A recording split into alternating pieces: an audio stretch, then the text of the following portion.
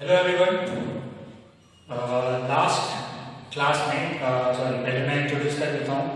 I am Ravi Raj and in the last class we have discussed some of the theoretical concepts about irrational number and rational numbers. उसमें मैंने आपको ये बताया था कि अगर हम किसी भी p बाई क्यू के फॉर्म को के नंबर को उठाते हैं तो उसके दो तरीके के डेसिमल रिप्रेजेंटेशन हो सकते हैं। पहला ये था पॉसिबिलिटी कि हो सकता है कि उसका डेसिमल रिप्रेजेंटेशन एक फाइनाइट सेट ऑफ डिजिट्स के बाद खत्म हो जाए, तो उसको हमने कहा था टर्मिनेटिंग डेसिमल रिप्रेजेंटेशन। दूसरा हमने ये बताया था कि हो सकता है कि किसी फाइनाइट सेट के बाद खत्म ना हो, बढ़ता चला जाए और उसको हमने कहा था रिकरिंग या non terminating decimal, repeating decimal.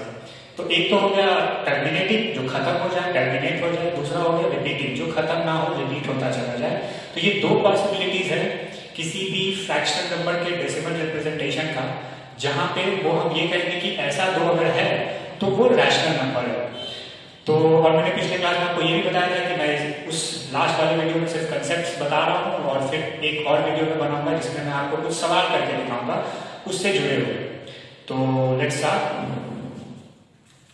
So first, I would like to show you some examples कि कैसे किसी भी fractional number p by Q के फॉर्म में जो नंबर्स होते हैं उनका रिकरिंग या नॉन टर्मिनेटिंग डेसिमल रिप्रेजेंटेशन आ सकता है। तो पहला एग्जांपल मैं लेता हूँ, लेट्स से सबसे से बहुत सिंपल है। पहला एग्जांपल मैं लूंगा 1/3 का। तो 1/3 को हम ट्राई करते हैं रिप्रेजेंट करने का in the form of decimal. 3 से भाग लगाते हैं, 1 में 0 पॉइंट, यहां एक 0,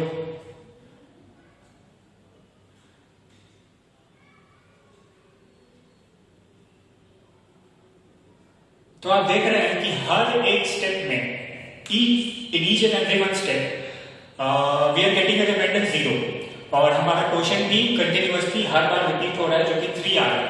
तो हम ऐसा लिख सकते हैं कि 1/3 is equal to 0.333 and so on.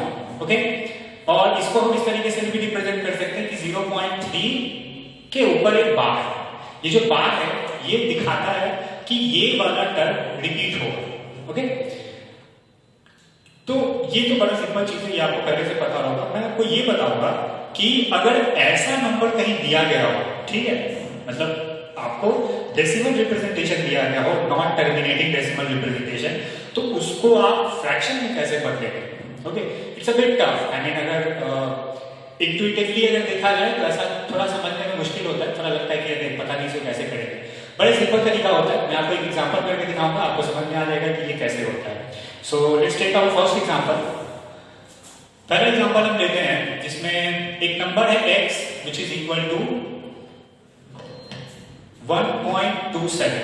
So basically 127 के ऊपर बार है, इट मींस कि जो मेरा नंबर है वो है 1.27 27 27 27 एंड सो ऑन। तो इस नंबर को, इस डेसिमल रिप्रेजेंटेशन वाले नंबर को हमें फैक्टर क्या बोलते हैं, इस फॉर्म में लेके आना है। ठीक है, फ्रैक्शन के फॉर्म में हमें लेके आना है। हम इसको देखेंगे कि इसको हम कैसे फ्रैक्शन के फॉर्म में लेके आ सकते हैं। ओके, सो एक्चुअली ये वाला स्टेप बाद में था। तो सबसे पहले हम कह देते हैं कि let this number be equal to x। कह सकते हैं इस नंबर को x मान सकते हैं, x इज अ वेरिएबल, कोई भी वैल्यू हम इसको असाइन कर सकते हैं। तो आगे बढ़ते हैं। नेक्स्ट स्टेप में हम क्या करेंगे, इस जो इक्वेशन है मेरा x बराबर 1.27, लेट्स से कि ये मेरा है इक्वेशन नंबर 1। तो हम कहते हैं कि हम दोनों साइड में, इसी इक्वेशन नंबर 1 के दोनों ही साइड में हम 10 से मल्टीप्लाई कर देते हैं।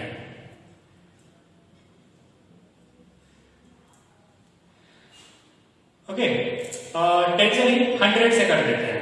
मैं आपको बताऊंगा कि 100 से ही क्यों कर रहे हैं। ठीक है, तो सबसे पहले हम क्या करेंगे, इस इक्वेशन के दोनों साइड में 100 से मल्टीप्लाई कर सकते हैं। मैथमेटिकली ऐसा किया जा सकता है। ओके, मैथमेटिक्स में एक चीज का हमेशा जो ध्यान रखना होता है कि हम जो भी चीज कर रहे हैं क्या वो मैथमेटिकली अलाउड है।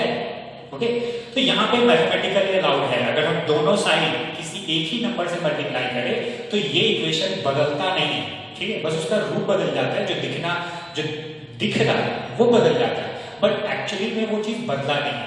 ठीक, तो हम जब 100 से इसको मल्टीप्लाई करेंगे तो मेरे पास लेफ्ट हैंड साइड में आएगा 100x और राइट हैंड साइड में आएगा 127.2727, आगे इसमें 2727 फिर से आते जाएगा।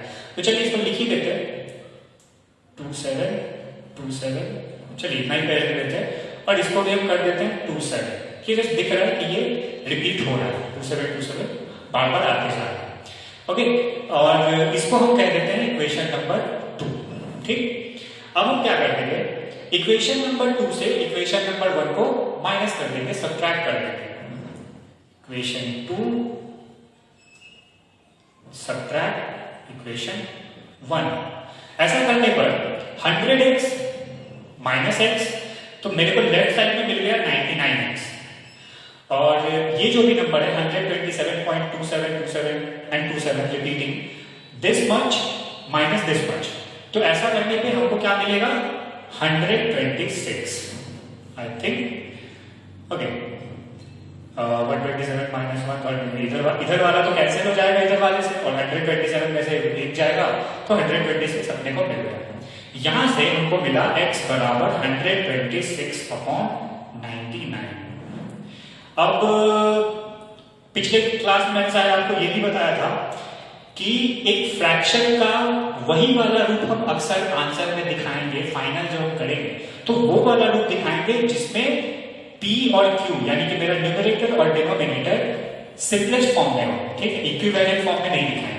तो हम ये चेक करेंगे कि यहाँ पे क्या ये सिंपलेस्ट फॉर्म में है या नहीं है। तो हमें ये देखना है कि क्या 126 और 99 का कोई कॉमन फैक्टर है क्या? कॉमन फैक्टर है, हाँ है, बिल्कुल है। 9 से ये दोनों ही डिविजिबल है आई थिंक, राइट? यस। तो 9 से जब आप दोनों को डिवाइड कीजिएगा, ऊपर और नीचे 9 से जब डिवाइड कीजिएगा तो ऊपर मिलेगा 14, नीचे मिलेगा 11। तो मेरा x बराबर आ गया 14/11, 14/11, और यही चीज ये है। इट मींस कि हमने जो कहा था कि x बराबर है 1.27 which is 2 where 27 is repeating itself, this is equal to 14/11। अब एक चीज ध्यान में रखिएगा कि ये एग्जैक्ट नहीं है, आपको बुक में ये चीज लिख के नहीं दिखाया जाएगा कि ये एग्जैक्ट है या नहीं, बट मैं ये कह रहा हूं कि ये एग्जैक्ट नहीं है। जो ये चीज है और ये चीज है, ये दोनों एक्चुअली में इक्वल नहीं है, बट ऑलमोस्ट इक्वल है, अप्रोक्सीमेटली इक्वल है। ठीक है, तो ये पहला एग्जांपल था।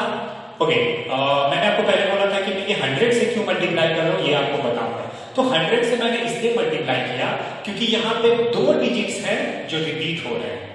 अगर किसी सवाल में एक ही डिजिट रिपीट हो रहा है, जैसे कि यहाँ पे है ना, एक ही डिजिट रिपीट हो रहा है, तो इसको वापस से इस फॉर्म में लाने के लिए हम 10 से मल्टीप्लाई करेंगे। ठीक, 1 पे 1 शून्य। अगर 2 डिजिट रिपीट हो रहा है तो 100 से मल्टीप्लाई कर रहे हैं। अगर किसी सवाल में 3 डिजिट रिपीट हो रहा है तो हम 1000 से मल्टीप्लाई करेंगे। मैं आपको एक वो भी सवाल करके दिखाता हूं जिसमें 3 डिजिट रिपीट हो रहा है। ठीक, या फिर मैं आपको कोई और सवाल करके दिखाता हूं। ओके, नेक्स्ट क्वेश्चन, एक और सवाल है जिसमें है एक नंबर है 0.235 और यहां पे ये 35 रिपीट हो रहा है। थोड़ा अंतर है दोनों में, यहां पे डेसिमल के बाद जो भी है वो रिपीट हो रहा है, यहां पे डेसिमल के बाद ये 2 रिपीट नहीं हो रहा बट 35 रिपीट हो रहा है, मतलब 2 35 35 35 35 and so on, ऐसे आगे जाएगा। तो हम यहाँ पे भी वही चीज फॉलो करेंगे। सबसे पहले कहेंगे कि late x is equal to 0.235 35 and so on। अब फिर से वही चीज 100 से मल्टीप्लाई करेंगे। क्यों 100 से मल्टीप्लाई करेंगे? क्योंकि 2 set of digits, 2 digits repeat कर रहे हैं अपने आप को। तो मल्टीप्लाई इक्वेशन 1 by 100। ओके, मैं यही पे लिख देता हूं, मल्टीप्लाई इक्वेशन 1 by 100। तो यहां पे लेफ्ट साइड में क्या आ जाएगा मेरा 100x और राइट साइड में क्या आ जाएगा 23.535 एंड सो ऑन। ठीक है, इसको मैं बोल देता हूं इक्वेशन नंबर 2। अब क्या करेंगे अगेन, इक्वेशन नंबर 2 से सब्ट्रैक्ट कर देंगे इक्वेशन नंबर 1 को।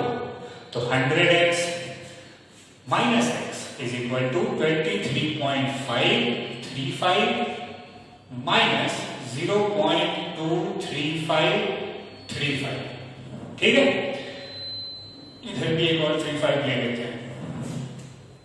जब आप ऐसा करिएगा तो लेफ्ट हैंड साइड में क्या आएगा और राइट हैंड साइड में क्या आ जाएगा?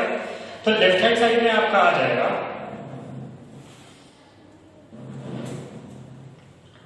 यहां आ जाएगा 99x, और राइट हैंड साइड में क्या आ जाएगा? तो घटा के बताइए राइट हैंड साइड में क्या आ जाएगा?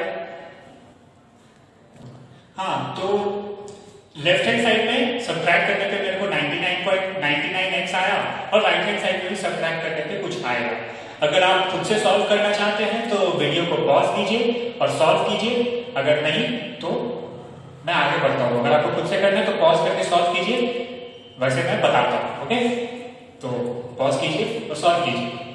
ओके, सो यहां पे सब्ट्रैक्ट करने पे हमको आएगा 223.5 है, यहाँ 2 है, बाकी सब ये देखो ये सेम है ना, ये वाला पार्ट एकदम सेम है। तो इसमें से इसको घटा देंगे तो 23.3 आ जाएगा। फिर x इज इक्वल टू मेरा मिल गया 23.3 divided by 99 which is equal to 23.233 divided by 990।